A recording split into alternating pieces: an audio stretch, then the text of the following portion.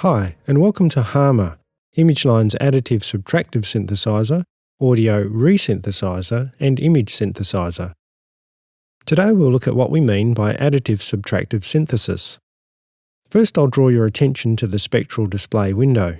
This can be very useful to have open when you are learning Harmor. You can open it by clicking on this icon here. It shows, when I play a note, time on the horizontal axis, and frequency on the vertical axis, according to harmonics in the waveform. So here is the fundamental frequency, defining the note's pitch, and the harmonic series that adds together to create the timbre or tone of the waveform.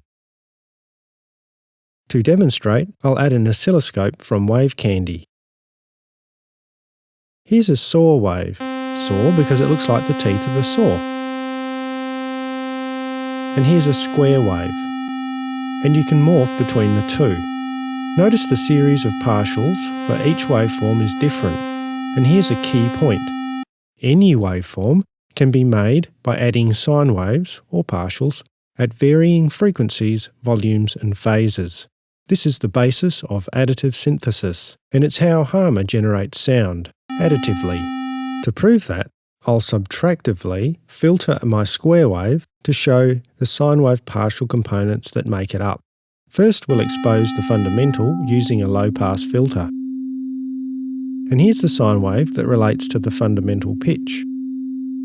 And as I allow through more partials, you can see the sine wave morph into a square wave again.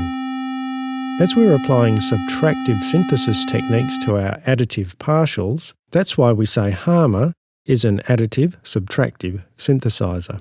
To demonstrate the partials are sine waves too, I'll use a custom filter shape to let through a single partial frequency at a time and sweep it up through the frequency spectrum.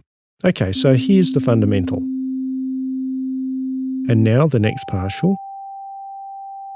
And the next. And the next. And notice they're all sine waves.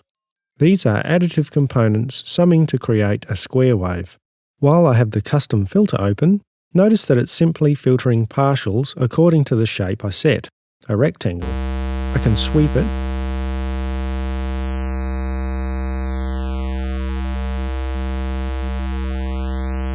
or make it wider.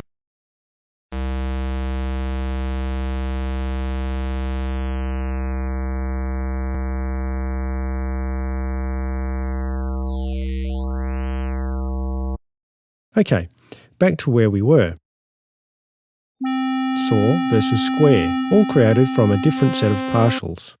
So that's why we say Harmor has an additive synthesis engine.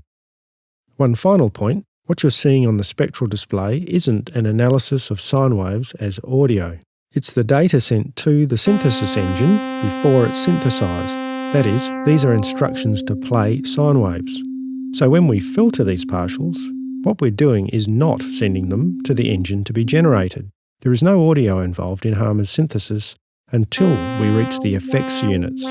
If you click on the Advanced tab, that's why the effects are outside and after the processing unit list. So this filter, a classic subtractive synthesis tool, and this phaser on additive synthesis data or instructions, not audio. And again, that's why we call Harmor an additive synthesizer doing subtractive synthesis. In the next video, we'll take a deeper look at working with Harmor because, of course, Harmor can do a lot more than just saw and square waves.